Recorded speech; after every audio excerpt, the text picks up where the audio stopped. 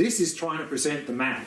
Yes, of course it seems very complex, but what we're trying to do is again and again and again. I mean, the first time you'll get some basic features of the map, you'll pick up the rest, you won't have any idea. The next time you hear it, a little bit more detail, hear it again, more detail, and then eventually you'll have quite a clear map. Now we can confidently go into the territory and find our way and actually get somewhere useful. And I think this is in Tibetan Buddhist tradition, that to really develop this map, start to develop a clear map, we need to approach things, every topic at least 7 times, they say. So one time maybe we won't understand anything. So just slowly, and then we develop the map, then we can really go into territory. But what we don't want to do is just develop a very fancy map and go, wow, that's a fancy map, I like that, and not go anywhere. Because then we're just becoming intellectual stimulation, a scholar who's not doing anything, and then we'll be miserable. But if we have no map and we launch off into the wilderness, that's it, we may get completely lost. What did Columbus do? Yeah. So, therefore, what can be helpful with that map is someone to hold our hand when we go into the wilderness. So, a qualified teacher can be helpful as well for that purpose. So, I'm sorry if I'm doing a bit much, but I'm trying to slowly develop a little bit of a map there, but maybe sometimes it is to be a lot. Yeah. The enlightenment in the Mahayana, it's something that is impermanent. It's stable or not stable? It's yeah. So the question is this enlightenment in Mahayana, is that something stable or is it sort of not? So enlightenment comes about when we have eliminated mental afflictions, particularly all ignorance in our mind. So when we've eliminated that ignorance, then of course it can't come back, because it can't just come from nothing. So once you've eliminated that, this is a state that will remain stable. We need to be careful when we use these words permanent and impermanent. Often in the English language, when we use those words and we say permanent, for us often that means lasts forever. And often when we use the word impermanent, it means doesn't last forever, maybe not last very long at all. This is not really how the word permanent and impermanent, what the meaning is in Buddhism. Actually, the words literally are unchanging and changing. So permanent is unchanging and impermanent is changing. So these words are not telling us how long something lasts. They're only telling us, does this thing change from one moment to the next or not? So for example, you can have impermanent things that last forever. For example, the continuum of our mind. You can have permanent things that last a very short time. One example is emptiness of a phenomena, but we won't, I'll talk about that later. Have a nice day. Okay. I have one more question. The karma is in both, and is it a perception that was formed before Buddhism? Right. So karma is a concept describing law of causality in terms of actions and experiences. Just as in the physical world we have a law of causality describing law of cause and effect in the physical world.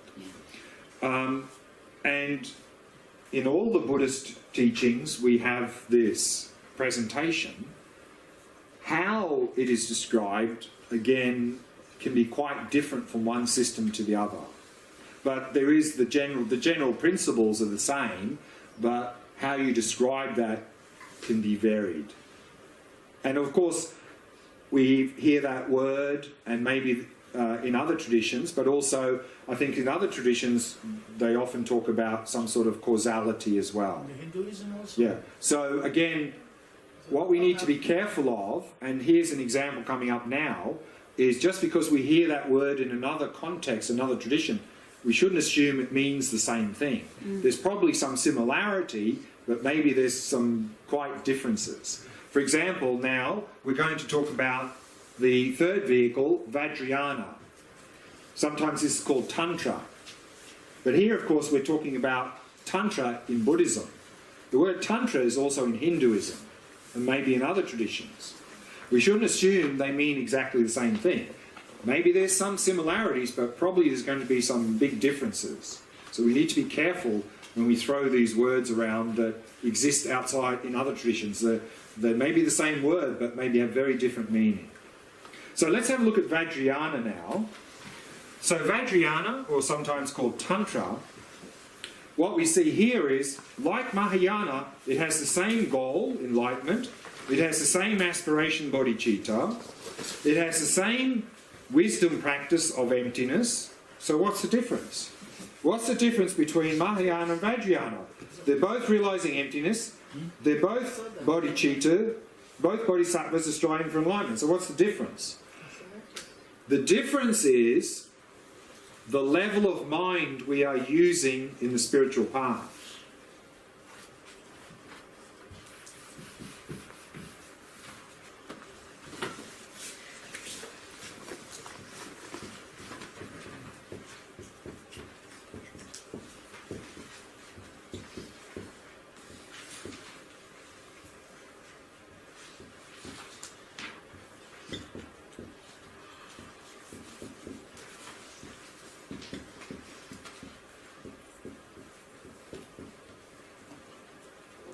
Is we can talk about three levels of mind in Buddhism. Coarse, which is the mind we have now, that's active now. Subtle, which is a deeper level of mind. And then very subtle, which is the deepest level of our mind. In the Theravada and Mahayana, we are working with the coarse mind, the mind we have now. We're training that, we're refining that with the Shamatha practice, making that mind more stable, more clear, more focused. So it's moving down into a more subtle level through the Shamatha. Then we are using that in our Vipassana practice to realize no self or emptiness and achieving the goal. In Tantra or Vajrayana, what we're trying to do is we're trying to gain access to the deepest level of our mind, called the very subtle mind, sometimes called mind of clear light, primordial mind, Rigpa, given many different names. Because if we can gain access to this level of our mind and use that in our Vipassana practice, because it's the deepest level of mind, it's very powerful, we can accelerate the spiritual path to enlightenment. We can achieve enlightenment much faster with this rather than this in Vipassana practice. So therefore, this is what we're trying to do in Tantra or Vajrayana, is to gain access to this and use that as the vehicle in the Vipassana practice. We do that through the two practices here called the two stages: generation stage, completion stage. Now, one difference between Vajrayana, Tantra, and Mahayana and Theravada is that Mahayana and Theravada are called causal vehicles. Meaning, both of those look at the spiritual path from the perspective of the cause. Meaning, here we are now, there is the goal nirvana, there is the goal enlightenment, these are the practices I need to do to create the cause to achieve that result. So we're looking forward on the spiritual path from the perspective of the cause. Tantra or Vajrayana has the exact opposite perspective.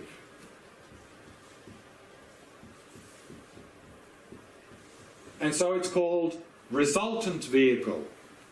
Meaning, in Tantra Vajrayana, we're looking at the spiritual path from the perspective of the result.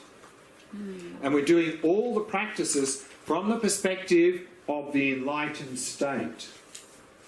And this is very powerful, a very powerful approach to help us to actually achieve that goal. And we see something similar to this in sport. You know, often, and I saw this recently in the Winter Olympics, that, you know, the downhill skier or slalom skier at the top of the hill is going through their routine and imagining they've achieved the goal, and then they do their run. And it really helps to achieve the goal. So it's a little bit similar to here, is that being in that, imagining ourselves in that fully enlightened state and doing the practice, very powerful way of achieving the goal. Now, to be able to do this, of course, we need three things. We need renunciation, because that's the basis for all Buddhist paths. We need bodhicitta, and we need this wisdom of emptiness.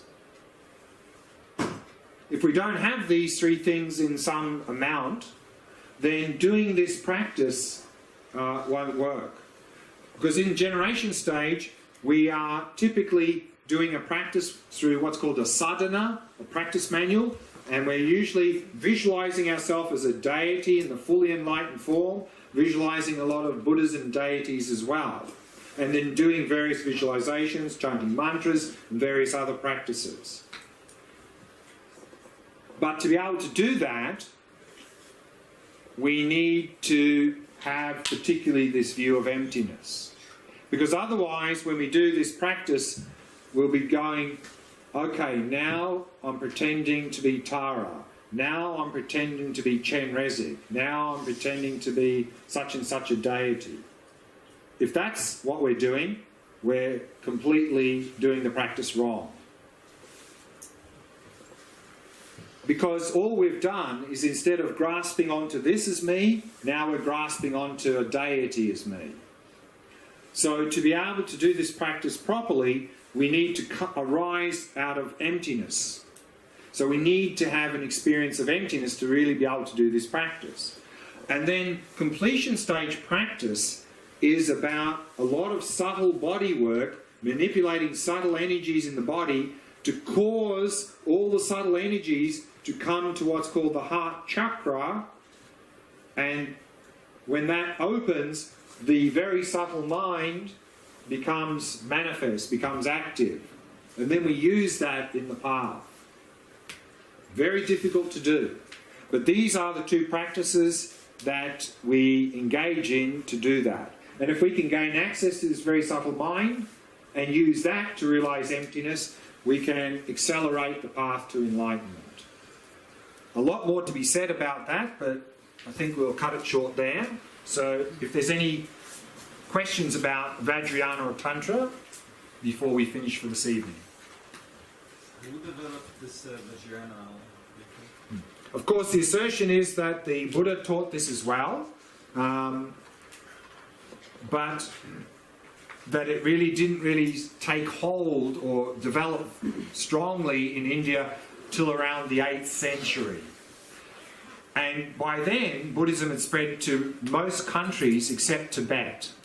So it was actually at the time that Vajrayana was starting to be widely practiced in India, from the 8th to the 11th century, that Buddhism spread to Tibet. So you have this system or level of practice coming into Tibet.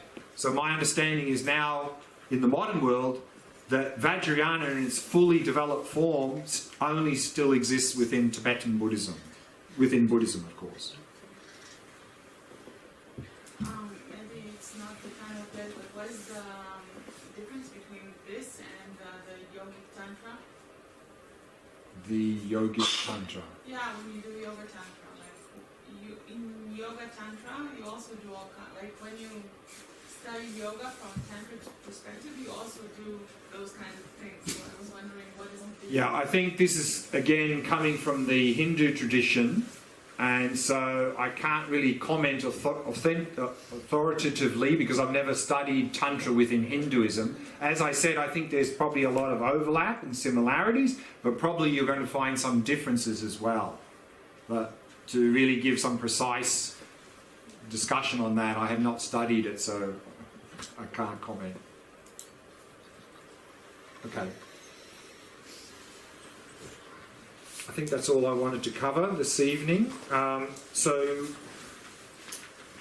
yeah, let's leave it there. And we'll do the Shavasana meditation before we finish.